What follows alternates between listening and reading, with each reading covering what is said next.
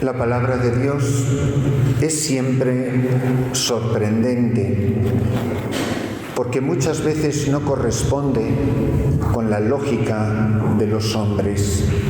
Escuchamos en esta parábola donde aparece Jesús como el dueño de un sembrado. Podría ser milpa o frijol. Aquí dice un viñedo donde crece la uva. Y empieza a contratar trabajadores, como podemos ser cada uno de nosotros.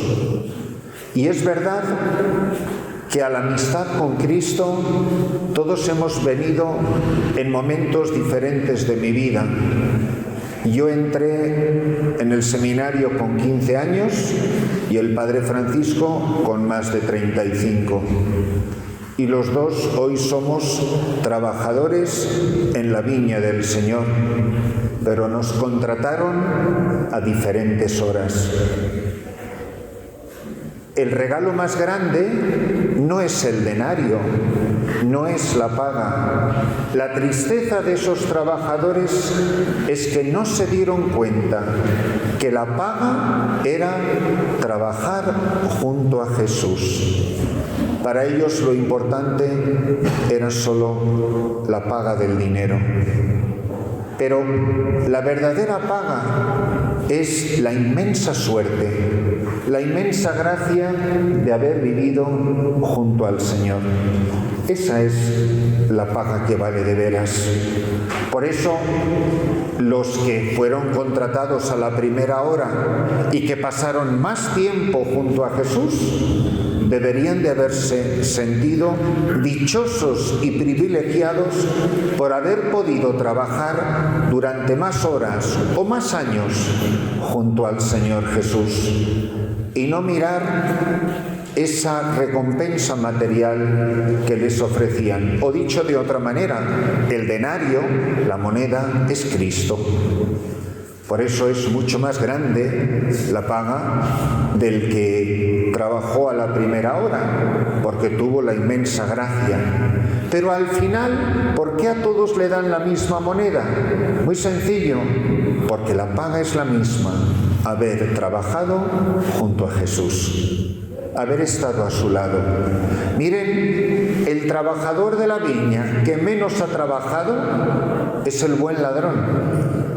Ese, con solo pedirle a Jesús en la cruz que tuviera misericordia de él, con solo una frase, ya recibió el denario de la vida eterna, de haber estado junto a Cristo siquiera las 3 horas que estuvieron colgando uno al lado del otro junto a la cruz.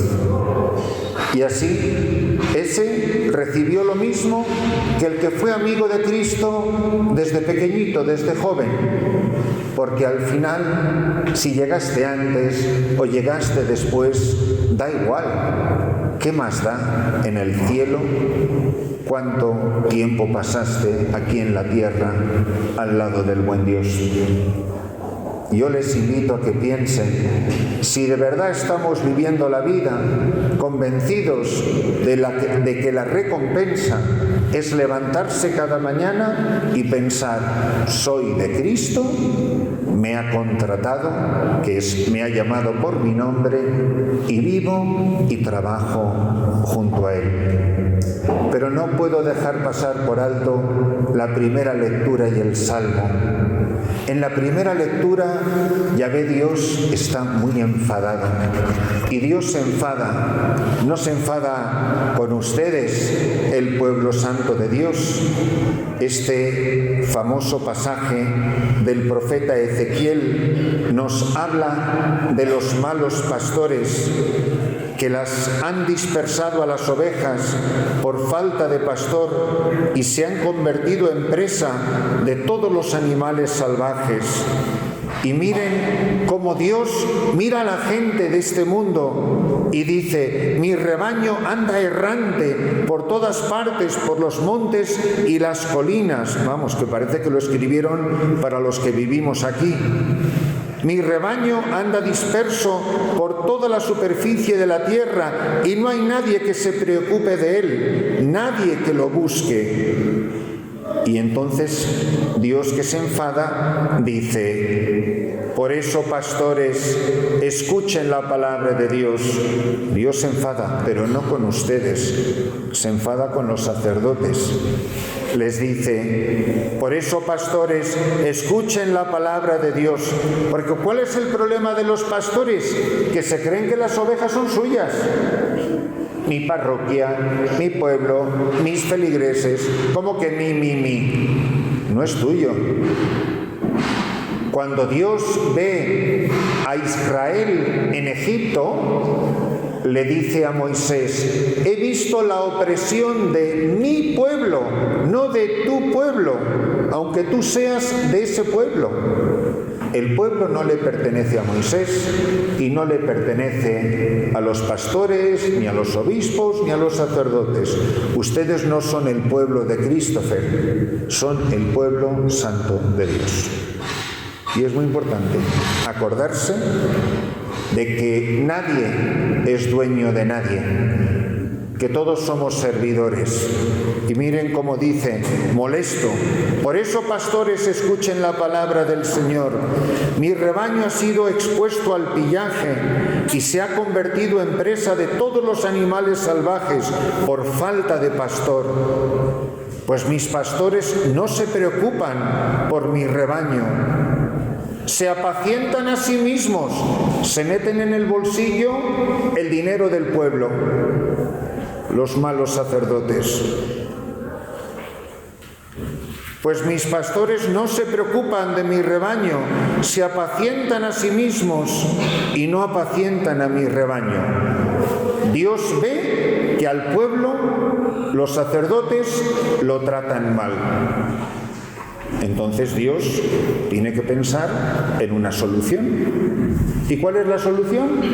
Aquí la tienen. Por eso, pastores, escuchen la palabra del Señor y miren la fuerza de su palabra. Lo juro por mi vida, voy a enfrentar a los pastores para reclamarles mis ovejas y destituirlos de su cargo. Los voy a quitar de sacerdotes. Los pastores ya no volverán a apacentarse a sí mismos. Les arrancaré mis ovejas de la boca y no se las volverán a comer. Esto dice el Señor. Yo mismo, dice Dios, yo, Dios, voy a ser el pastor de mi pueblo. Yo, dice el Señor, yo mismo buscaré a mis ovejas y las cuidaré. Cuando subo por el Cerro de la Lluvia y por muchos otros lugares, pero siempre ahí hay muchachitos cuidando chivos, cuidando cabras, por toda esa parte. Y a mí me llama la atención que si hace sol, ahí están. Y si sopla el viento, ahí están. Y si cae la lluvia, ahí está el muchachito con sus animalitos, con su rebaño. ¿Cuál es el mal pastor? El que no cuida a la oveja, sino que se viste con la lana, se come la carne y se bebe la leche de la oveja. Fíjense, hay buenos pastores y malos pastores. Pero bueno, también les puede servir a ustedes, porque ustedes no creen que unos papás también son pastores de un rebaño. Ustedes, los padres, no tienen un rebaño que son sus hijos. Ustedes son buenos padres. Todos los papás de este pueblo y mamás son buenos pastores de su rebaño. Hay papás que cuidan muy bien a sus hijos y hay papás que tienen a sus hijos como si fueran animalitos salvajes por la calle. Y ustedes lo han visto. Hay quienes se cuidan de su rebaño y hay quienes no. Por eso es una gran lección, una palabra que a todos nos tiene que tocar el corazón. A mí ciertamente la de ser buen o mal pastor de un rebaño que son ustedes me tiene que hacer pensar si lo estoy haciendo bien o mal, pero ustedes también pueden pensar cómo están cuidando también de su rebaño.